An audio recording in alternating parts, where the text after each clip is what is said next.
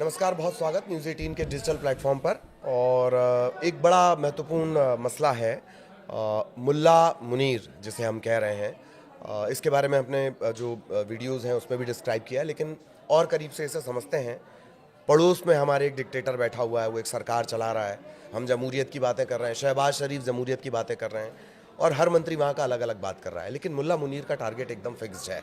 हो सकता है अपना कार्यकाल बचाने की हो, या जैसे बाजवा करोड़पति हो गए वैसा कुछ मुनीर के मन में हो। इस मुल्ला मुनीर को समझते हैं। अंकुर सर, मुल्ला मुनीर। देखिए, मुल्ला मुनीर एक ऐसा फिनोमिना है। 30 नवंबर को इस बंदे को रिटायर होना था। अब इस बंदे के पास दो ऑप्शन थे कि अपना जो 3 साल का जो कैरियर 3 साल का जो रिटायरमेंट है उसको 3 साल और बढ़ाया जाए, या कम से कम 2 साल बढ़ जाए, 3 साल बढ़ जाए। बेसिकली 3 साल के लिए जंग है।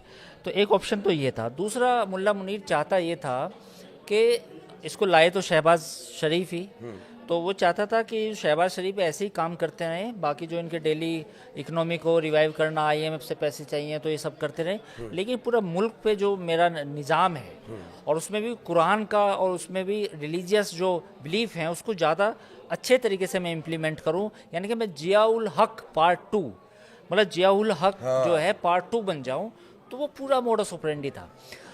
पिछले ये जो साल थोड़ा सा कट्टरपंथ हमने इमरान के समय में थोड़ा कम होता देखा, उसे फिर से उसका पुनर्जागरण। आज एक रिपोर्ट आई है, मैं आपको बताना चाहूँगा। एक अमेरिकन कंपनी है जो पूरी दुनिया में सैटेलाइट इमेज बेचती है। हाँ। तो पूरा पहलगाम इलाके की जो रिपोर्ट है, ये छपा है हमारे यहाँ पे। तो पहलगाम का जो पूरा इलाका है उसकी जो सैटेलाइट इमेज है वो पाकिस्तान में खरीदी गई। पाकिस्तान में कुछ लोगों ने वो सैटेलाइट इमेज खरीदी गई। चूँकि वो खरीदी गई तो ये तैयारी जो है पिछले 1 साल से चल रही थी। यानी कि मान के चलिए कि अक्टूबर 2024 से ये पूरी तैयारी थी। मौका मिला कब मुल्ला मुनीर को? मुल्ला मुनीर को मौका मिलता है तब बलूच उसके जाफ़र एक्सप्रेस पे अटैक कर देते हैं। उसको मौका मिलता है जाफ़र एक्सप्रेस पे अटैक करने के बाद, तब वो कहता है कि ये मुझे मौका है, अब पाकिस्तान को और आर्मी को हार्ड स्टेट बनना चाहिए। हार्ड स्टेट से उसका तवक्को क्या था? उसका तवक्को ये था कि जो बलोच रेबल हैं जिनको 1500 बताता है कि उनको कुचल दिया जाएगा।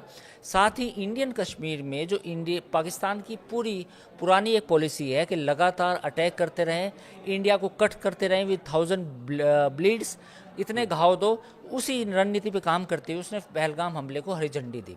हरी झंडी दिलने के बाद अब मुल्ला मुनीर को लगता है कि मैं जियाउल हक बन जाऊंगा, पाकिस्तान में शहबाज शरीफ को हटा दूंगा, 30 नवंबर की मुझे ज़रूरत नहीं रहेगी और मेरा कार्यकाल बढ़ाने की ज़रूरत नहीं, अगले 10 साल तक मैं पाकिस्तान पर शासन करूंगा। ये मेरा डॉक्ट्रिन है, ये मेरी शेड पॉलिसी है, छुपी हुई मेरी जो पॉलिसी है वो ये है। तो असली मुल्ला मुनीर की कहानी ये है कि वो जियाउल हक बनना चाहता है। जियाउल हक बनना चाहते हैं। और इसके बाद ही कहा जाता है कि पाकिस्तान उस रास्ते पर चल पड़ा जहां सिर्फ कट्टरपंथ है, जहां सिर्फ बदहाली है। तो फिलहाल इतना ही। आगे भी इससे जुड़े अपडेट आप तक पहुंचाएंगे। नमस्कार।